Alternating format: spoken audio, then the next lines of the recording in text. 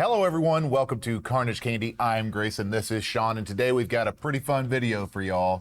We decided that we were going to make a list of movies that you should be watching if you're just now getting into horror. Now what we've done is we've created a list of truly scary films, fun scary films, action scary films, and maybe some like kid scary films in there too. Also sexual scary films. Yeah. You could put that in there. That is definitely one that you could put on there. This was a really fun list to make. I know I had a blast looking through all these to see what I thought could be some really good ones for them to watch. Sean, I hope you had the same. I did. I did not come at it from a first person. I came at it from my boyfriend or girlfriend is too scared to watch horror movies. And that's interesting. I was 100% like, what would I get somebody who is too squeamish to like dip their toes into? Yeah, I've had to do this quite a few times on what to have people start off with, because I've had so many different groups of like family and stuff like that know I'm a huge horror fan.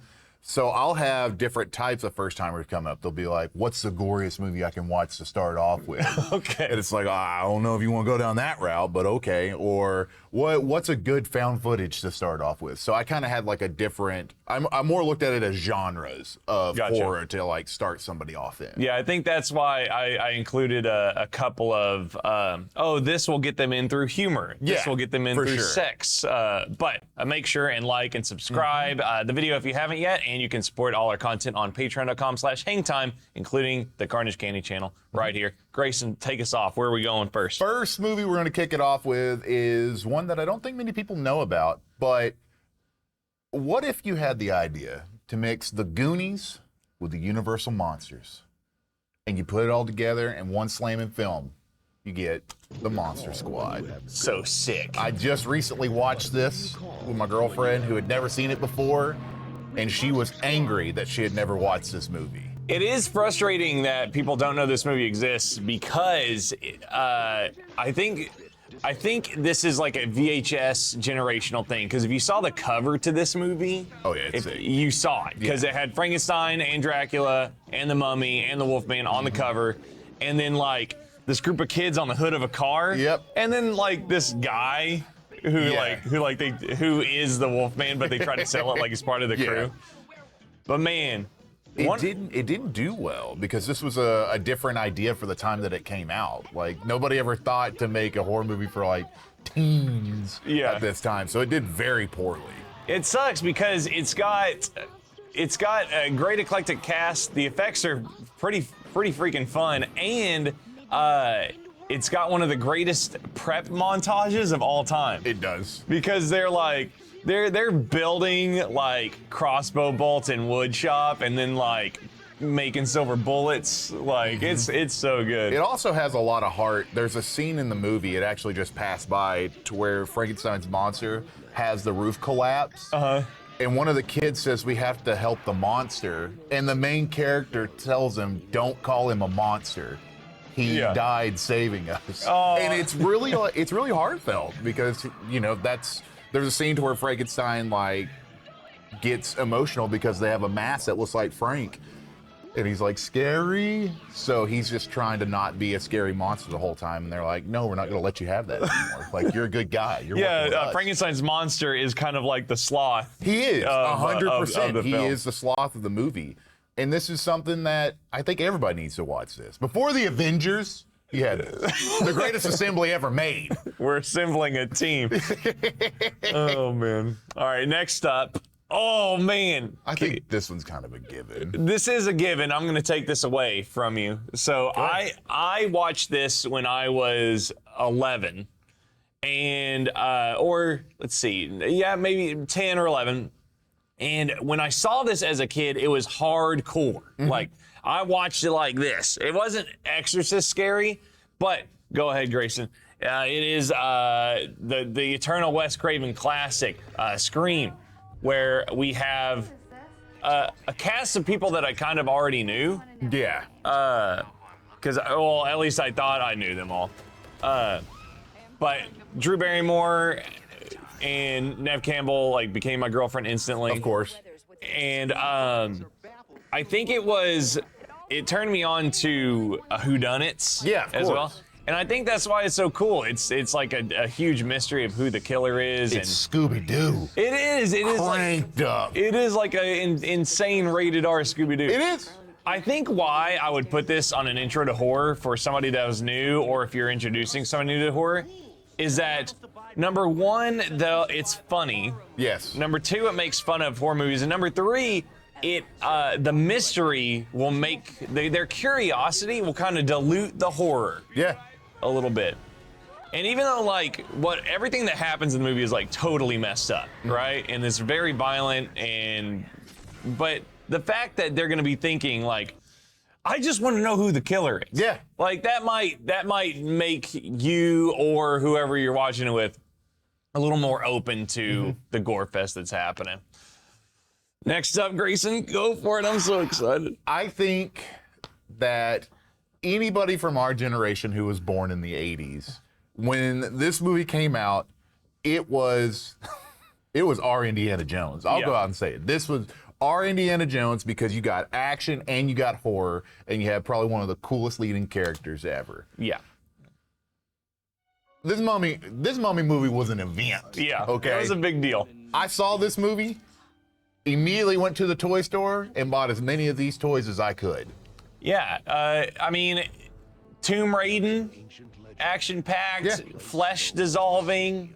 You got scary bugs. Yes, and it's a horror movie you can watch with anybody. Yeah. Because it skirts it. It's like, no, it's an action film. It's an adventure. Yeah. But there's also a mummy going around sucking people's eyeballs out. Yeah. My eyes! He took my tongue!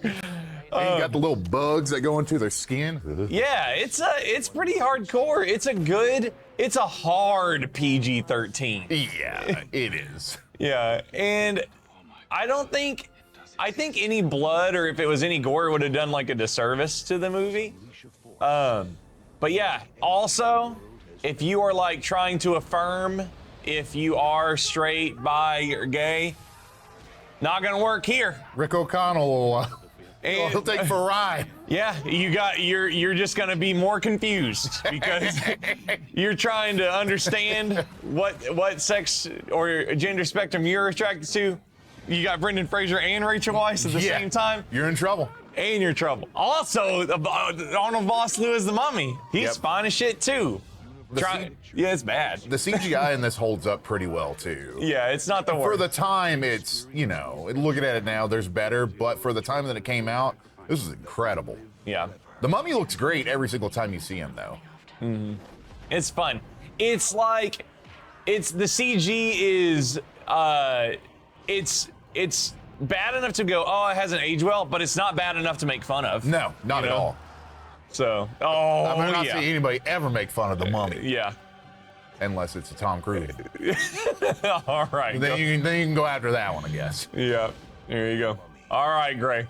So we've hit adventure, we've hit whodunits, we've hit kids movies. Oh man, I almost thought you shouldn't put this one on here. I know it's mainly because it's a sequel. Yeah. So I know a lot of people are gonna go, why would you put the sequel of this movie on there? And it's because it's a complete retelling of the film, and it's better than the original in every single way. Yeah, this is before we understood that like people cared about things like continuity, or if you just remade a movie and then called it 2. I think as a kid, whenever I saw Evil Dead 2 on the cover, I always thought it was like, they're Evil Dead 2. Like, it was talking about them, not the sequel to the film. You didn't understand numbers. I didn't.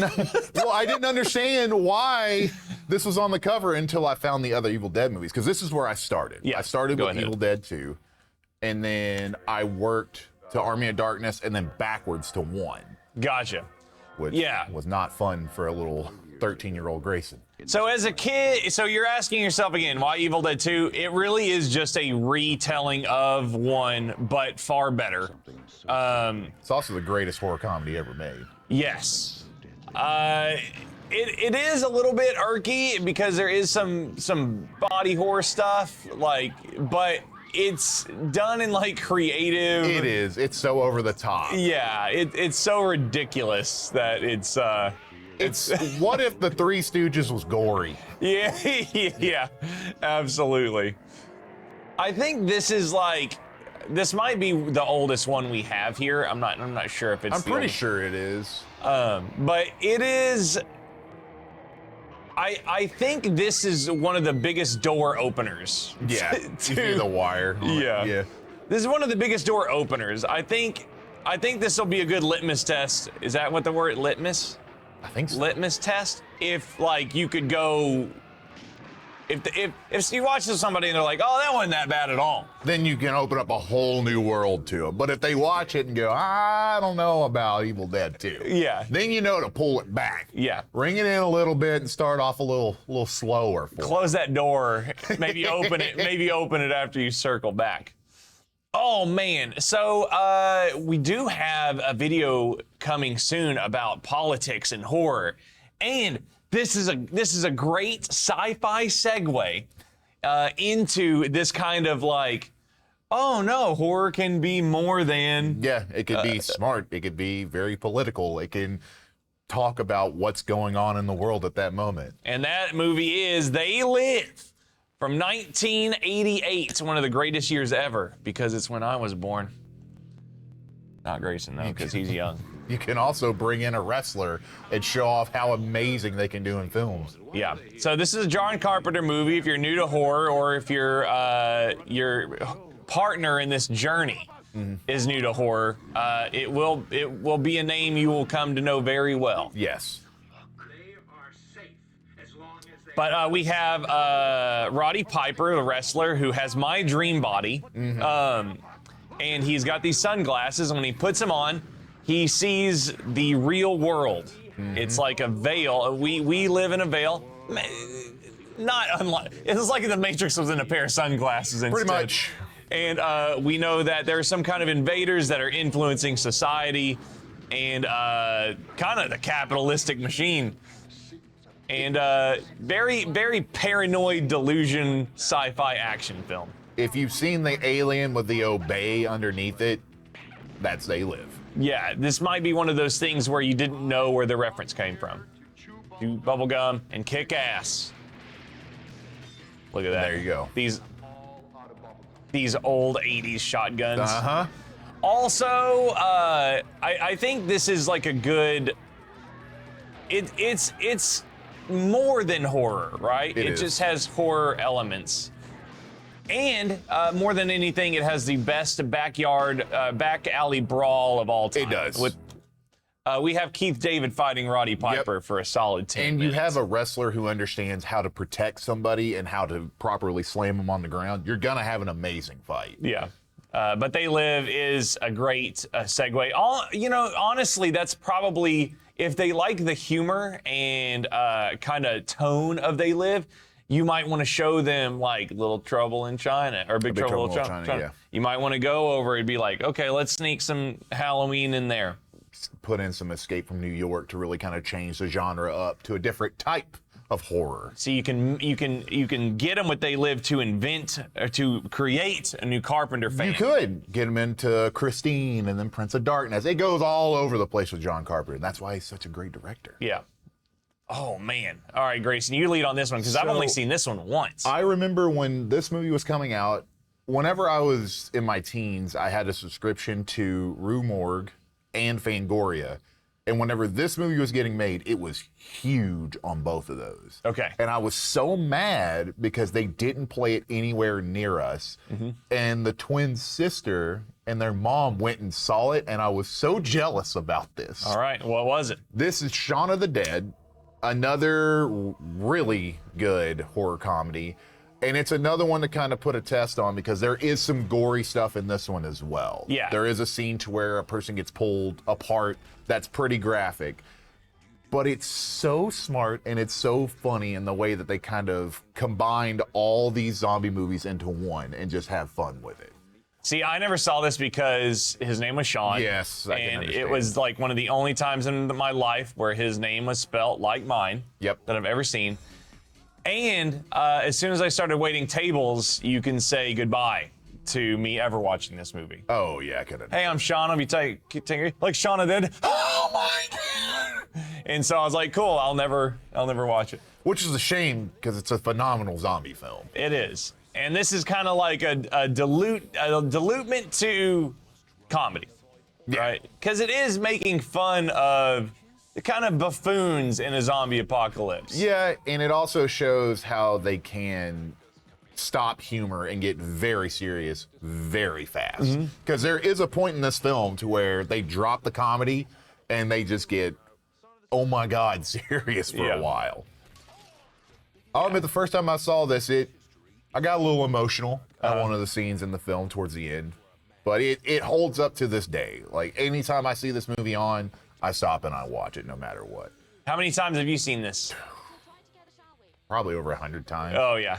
Okay. I've watched, whenever this movie first came out and I got it on DVD, I probably watched this film 20 or 30 times within the first month that I had it. Yeah. Because I just wanted to dissect everything about it because it was fresh. Yeah. I hadn't seen anything like this before. I think, like Carpenter, the good thing, or like They Live, the good thing about this is, like, if they really like this, or if you really like this and you like the more emotional aspects, you know that you can go to 100 different zombie movies.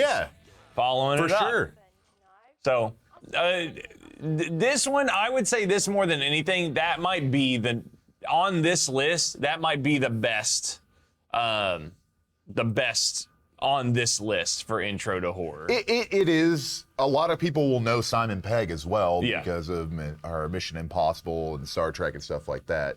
So it is an easier thing to get somebody into. And a lot of people don't find zombies as scary as other things that are going on. Just genre, because society and how many zombie things we've made now, even like Walking Dead and stuff. Yeah. We're a little bit colder to zombies being scary. And that's another reason why, is because our Walking Dead was so big, you tell them zombies, but it's funny. Okay, I'll check this out for a little bit.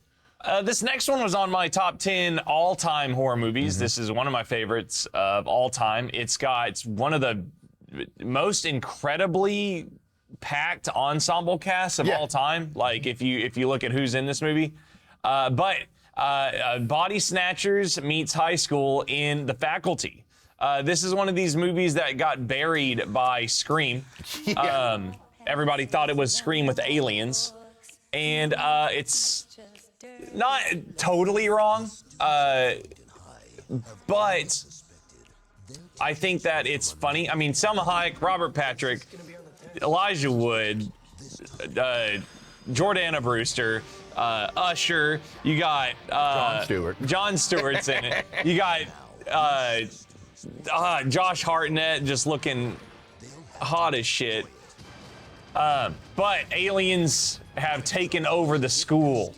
And, you never know who's an alien. Nope. Kind of the thing vibes a little bit. It is, and Robert Rodriguez just kills it as a director in this film. Yeah. It is so much fun. And it makes me so sad that when you say The Faculty, most people don't know what you're talking about. People say, what? Yes. And it was hard to find for a long time. Like, I couldn't find it on Blu-ray or anything for the longest really? time. Yeah. Miramax always had these weird distribution issues. They did. But yeah, Robert Rodriguez, written by Kevin Williamson, who's one of the greatest horror writers of all time, and it's knockout, drag out awesomeness. And the third act kills it, man. It does. Oh my It God. does. It's so good. Then it also has a really good ending for a horror movie, too. Yes. Which is so hard to come by, but they really do nail the ending. Yeah. And there's so many little things throughout the movie that they sprinkle in that you want to happen at the end, and it does. Yeah. All right, what's up next? Okay. I think anybody who was in their 20s during the 2000s knows about this movie. Oh, yeah. You know about Paranormal Activity if you're our age. Mm-hmm. You had to go and see this movie because of this trailer. Mm-hmm. This trailer sold everything for this film. I had never seen anything like this trailer before. It was the smartest thing they had ever done. Yeah. Not, just a complete. So this was like a $14,000 movie that made $1 zillion. Yes. Turned into a whole franchise just off of this. My girlfriend Katie, she thinks there's something in the house. And I'll admit, when I first saw this movie, I did not sleep when I got home. Oh, really? It freaked me out that bad. So this is our only found footage on Intro to Horror, and this is, I might say this might be the scariest one we have on here. Do you think? Yeah, for a first-time watcher, yes, Yeah, for sure. This is a roller coaster ride. This is oh, I got scared, lol. Like, Yeah, I will be interested to see how this changes throughout like the different generations that come up to watch horror movies. I wonder if this will still be scary the older it gets. yeah, I think it will, personally. yeah. I think 1 and 2 will hold up well. Yeah.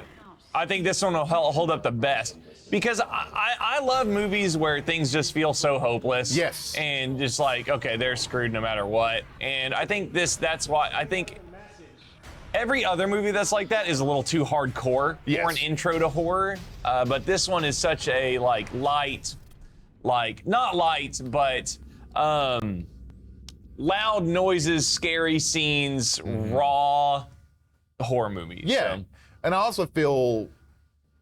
feel that found footage films are such a fun genre to throw people into. yeah. Because it really it puts you in there with them. Sometimes if it's done right. Yeah, and I think found footage it's important in found footage films that they explain the rules by which Very much so. the films are going by, and I think Paranormal Activity does that very, very well.